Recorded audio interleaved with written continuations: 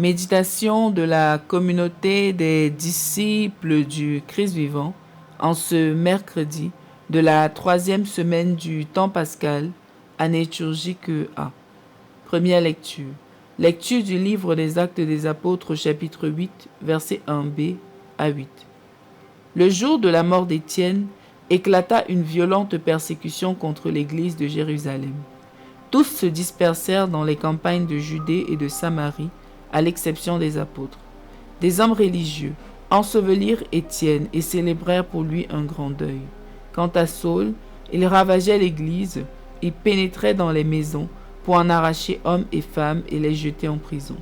Ceux qui s'étaient dispersés annonçaient la bonne nouvelle de la parole là où ils passaient.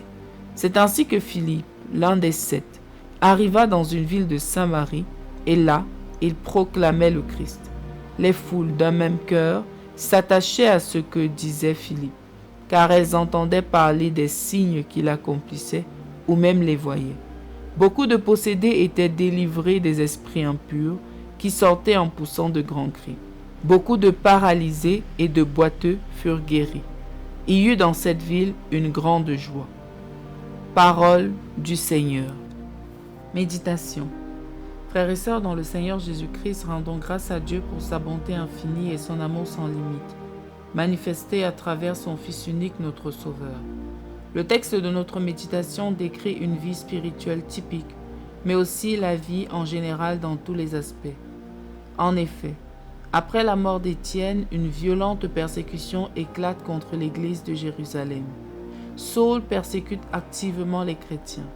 Les croyants se dispersent sauf les apôtres. Pourtant, cette dispersion n'est pas la fin, mais devient une occasion inattendue, le début de l'évangélisation du monde entier, car les disciples commencent à annoncer la parole partout, ce qui suscite une grande joie parmi les foules. De ce texte, nous comprenons un message central. Dieu agit, même au cœur du chaos. Même au milieu de l'adversité, Dieu sait frayer un chemin pour sa gloire. Et cette gloire, c'est que le monde le connaisse et vienne à sa miséricorde. C'est que ceux qui le cherchent trouvent en lui la consolation et la joie, même dans les moments difficiles. Les difficultés font partie du parcours, mais l'objectif ne change pas. Ainsi donc, ce qui semble être un échec ou une défaite, persécution, souffrance, perte, devient un moyen pour atteindre sa mission. Rien ne peut empêcher la bonne nouvelle de se répandre, tout comme rien ne peut empêcher un disciple du Christ de rayonner de gloire. Nous devons être convaincus de ce que la grâce de Dieu dépasse nos circonstances. Les épreuves ne sont pas des arrêts, mais des redirections, car sa gloire se manifeste souvent là où on ne l'attend pas. Car pour tout chrétien, le véritable échec, c'est lorsque nous baissons les bras, nous nous décourageons face aux persécutions, aux critiques, aux échecs répétés et empruntons un chemin contraire à la volonté de Dieu. Dieu ne nous laisse pas. L'adversité ne signifie pas qu'il n'est plus là. C'est pourquoi à notre tour, nous devons persévérer en gardant les yeux fixés sur l'objectif principal qui est la gloire de Dieu et ne jamais abandonner quelles que soient les circonstances. Ne pas nous laisser paralyser par l'adversité, mais apprendre à voir les obstacles comme des opportunités pour témoigner et rester fidèles sans chercher le conflit et sans abandonner notre foi. Le chrétien en effet est un porteur de joie et d'espérance, même dans un monde troublé, dans des familles divisées, des sociétés perverties. Alors interrogeons-nous avec vérité.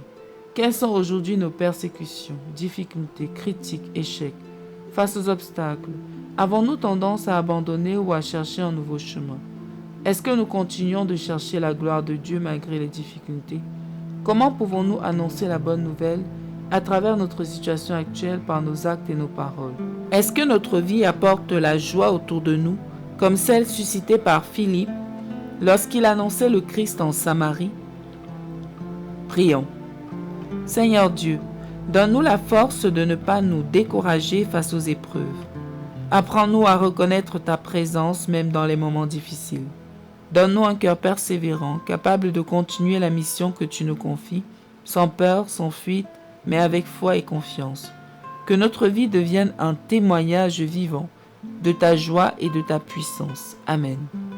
Intercession. Seigneur Jésus, nous te confions tous les chrétiens persécutés dans le monde, ceux qui souffrent pour leur foi, ceux qui sont rejetés, emprisonnés ou isolés. Daigne les soutenir dans leur épreuve, fortifie leur espérance et permet que leur fidélité porte du fruit en abondance.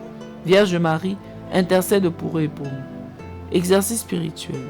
Aujourd'hui, identifions une difficulté concrète que nous rencontrons, refusons de la voir comme un blocage, mais demandons à Dieu de nous montrer le chemin vers lequel cela nous oriente pour sa gloire et notre salut.